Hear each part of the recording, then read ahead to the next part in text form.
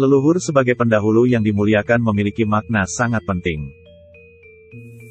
Oleh karena itu, selain harus dihormati selama hidup, leluhur harus diberikan prosesi sesuai saat meninggal, sehingga rohnya memperoleh jalan kembali ke Sang Pencipta.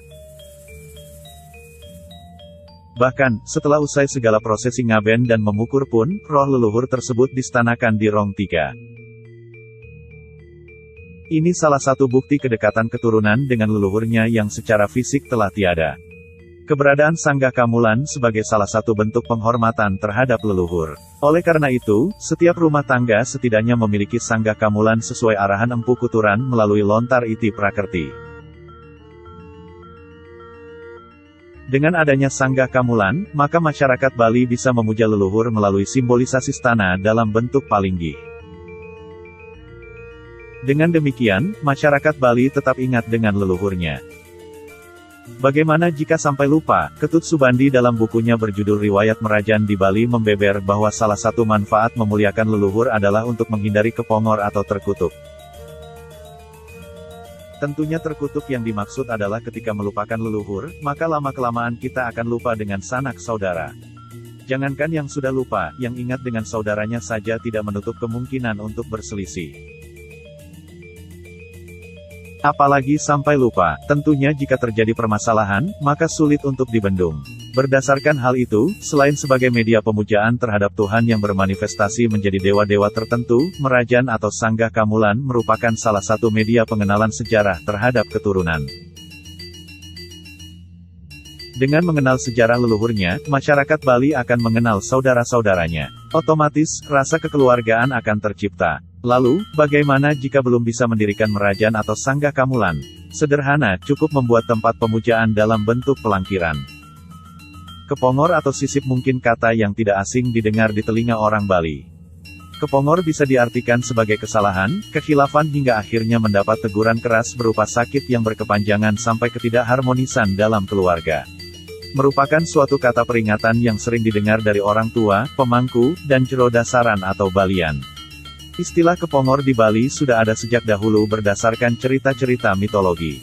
Bahkan dapat diketahui berdasarkan petunjuk dari seorang sulinggi dan Balian, dukun.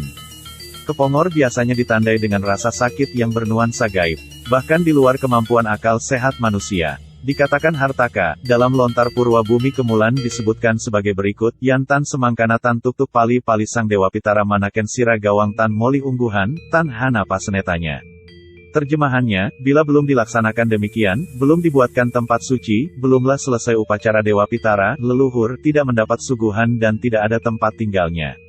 Jika dimaknai secara bebas, bahwa apabila tidak dilakukan upacara ngunggahang, di tempat suci, Dewa Pitara, leluhur, maka upacara Dewa Pitara belum selesai, dengan kutukan bahwa keturunan yang hanya tahu merasakan enaknya rasa makanan dan minum untuk diri sendiri, tanpa berbakti kepada leluhur, maka Sang Dewa Pitara, leluhur, bisa menimbulkan kesengsaraan bagi keturunan dan sanak keluarganya.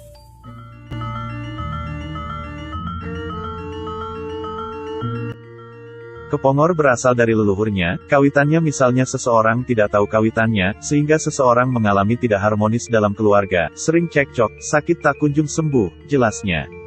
Bahkan, sekalipun sudah diobati seorang dokter spesialis, namun sakit tidak sembuh.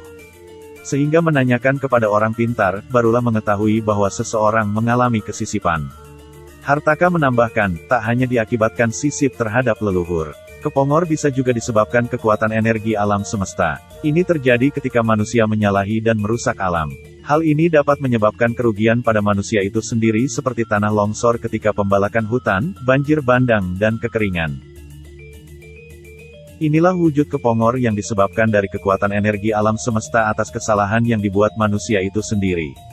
Sejauh ini, wujud kepongor ada bermacam-macam. Seperti kehidupan keluarga tidak harmonis, sakit yang tak kunjung sembuh akibat gangguan niskala, perekonomian yang tak menentu.